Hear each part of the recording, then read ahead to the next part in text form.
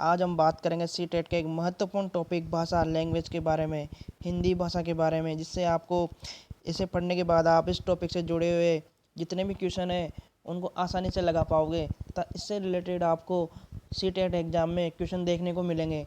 तो चलिए शुरुआत करते हैं। तो सबसे पहला पॉइंट देखते हैं दोस्तों, भाषा प्राथमिक रूप से मौखिक है। भाषा प्राथमिक रूप से मौखिक है। तो दूसरा, यह यादृशिक स्वतंत्र है जिससे हम विचारों को प्रकट करते हैं। भाषा के माध्यम से सोचते हैं, महसूस तथा चिंतन करते हैं। नेक्स्ट पॉइंट है दोस्तों भाषा के बारे में, भाषा अस्थिर है जिससे बदलाव होते रहते हैं।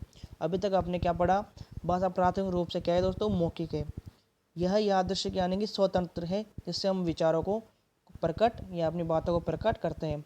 भाषा के माध्यम से सोचते हैं, महसूस कर सकते हैं, चिंतन करते हैं। भाषा अस्थिर है यानी कि भाषा स्थिर नहीं है, जिसमें बदलाव होते रहते हैं, इसमें बदलाव होते रहते हैं। भाषा अर्जित और सीखा हुआ व्यवहार है यानी कि भाषा अधिगम वाली नहीं है, भाषा अर्जित है और सीखा हुआ व्यवहार है।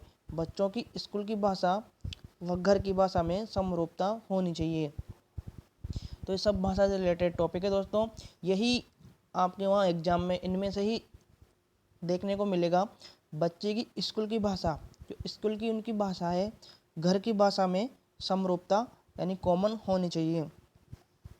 अगला बिंदु है दोस्तों, भाषा सांस्कृतिक अनुभव पर आधारित होती है।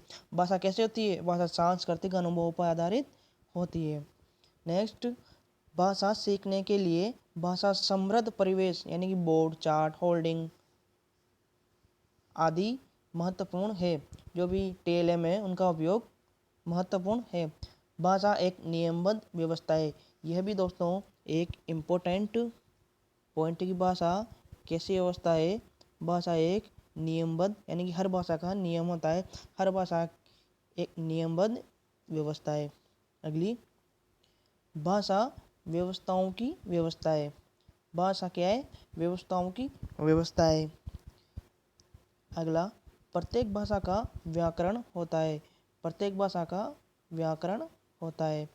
ठीक है दोस्तों, एक तो भाषा की एक नियमबद्ध व्यवस्था है, यह भी अपने इम्पोर्टेंट है। भाषा व्यवस्थाओं की व्यवस्था है, ये इम्पोर्टेंट है। प्रत्येक भाषा का व्याकरण होता है और प्रत्येक भाषा की लिपि हो यह आवश्यक नहीं है। प्रत्येक भाषा की लिपि हो यह आवश्यक नहीं है, क्योंकि एक लिपि में कितने ही भाषा लिखी जा सकती है, यानी कि एक लिपि में एक से अधिक भाषा भी लिखी जा सकती है। अगला पॉइंट है, हिंदी भारत की राज्य भाषा है। हिंदी क्या है, भारत की राज्य भाषा है। तो बताइए, हिंदी क्या नेशनल लैंग्वेज है या फिर स्टेट लैंग्वेज है? तो हिंदी भारत की क्या है, राज्य भाषा है, ना कि राष्ट्रभाषा है। अगली, संविधान की 8वीं अनुसूची में 22 भाषाएं शामिल है और संविधान की अनुसूची में कौन कौन सी भाषाएं शामिल है? संताली, मैथिली, बोडो, ये भाषा भी 22वीं अनुसूची में शामिल है। तथा शास्त्रीय भाषाएं कौन कौन सी है दोस्तों? शास्त्रीय भाषाएं तमिल, संस्कृत, कन्नड़, तेलुगु, मलयालम, उड़िया। एक बार और पढ़िए, तमिल, संस्कृत, कन्नड़, तेलुगु, मलयालम, उड़िया, ये सभी शास्त्रीय भाषाएं हैं। अगला इम्पोर्टेंट फैक्ट देखते हैं दोस्तों, भाषा शिक्षण एक प्रकार से अन्य विषयों की कक्षा में भी मौजूद रहता है। भाषा में संलग्नता क्या होनी चाहिए? बच्चे अलग अलग उद्देश्यों के लिए भाषा का प्रयोग करते हैं और सीखते हैं। सही बात है दोस्तों, बच्चे अलग अलग उद्देश्यों के लिए भाषा का प्रयोग करते हैं और सीखते हैं। भाषा विकास व्यक्ति सापेक्ष है। भाषा क्या है, भाषा विकास कौन सा है? व्यक्ति के सापेक्ष है। भाषा शिक्षण की अवधारणा मौन अवधि, चुनौतीपूर्ण अवधि, बोधगम्य निवेश, सकारात्मक पुनर्बलन। तो इसकी अवधारणा क्या है?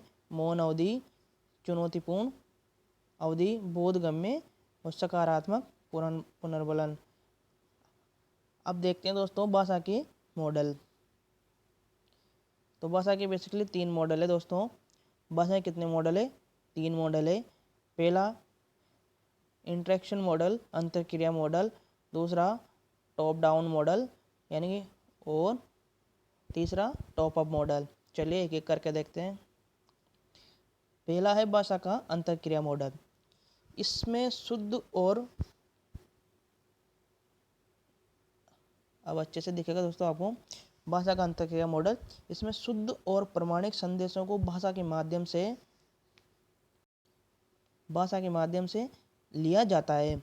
दूसरा, इसमें भाषा के माध्यम से आपसी संबंधों के प्रति समझ बढ़ती है।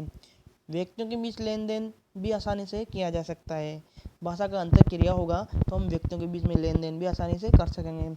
इस मॉडल से टीचर व स्टूडेंट के बीच प्रभावशाली शिक्षण होता है, एक बेहतरीन शिक्षण हो पाता है टीचर और स्टूडेंट के बीच भाषा अंतरक्रिया मॉडल से। अगला मॉडल दोस्तों अधोमुखी मॉडल यानी कि टॉप डाउन मॉडल। इसमें स्टूडेंट भाषा के अर्थ को समझने के लिए पिछला ज्ञान का प्रयोग करता है। इसमें स्टूडेंट भाषा के अर्थ को समझने के लिए जो उसने अभी तक ज्ञान प्राप्त किया उसका यूज करता है और फिर उसको काम को करता है। तो तीसरा है बॉटम अप मॉडल। इसमें इसका अधोमुखी का उल्टा है। इसमें पहले पिछले ज्ञान का, इसमें तो स्टूडेंट भाषा के अर्थ को समझने के लिए पिछले ज्ञान का प्रयोग करता है, इसमें पिछले ज्ञान का प्रयोग नहीं करता, इसमें उल्टा होता है। तो ये 3 मॉडल थे दोस्तों। इनमें से पूछ लेता है एग्जामिनर की भाषा की कौन सा मॉडल है, बॉटम अप मॉडल या बॉटम डाउन मॉडल या भाषा अंतरक्रिया मॉडल। तो ये थे दोस्तों आज की क्लास, जो कि आपके सीटेट एग्जाम में बहुत ही भाषा से लेवल जितने भी इम्पोर्टेंट फैक्ट थे दोस्तों आज हमने डिस्कस कर लिए। और अब देखेंगे अपन नेक्स्ट वीडियो में एक नया टॉपिक। तब तक के लिए धन्यवाद।